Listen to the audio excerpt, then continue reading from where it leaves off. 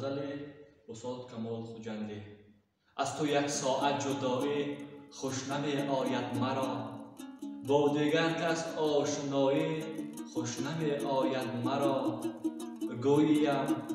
گوییم رازنده رو سلطان بخت خویش باش، بعد سلطانی گدایی خوش نمی آید مرا.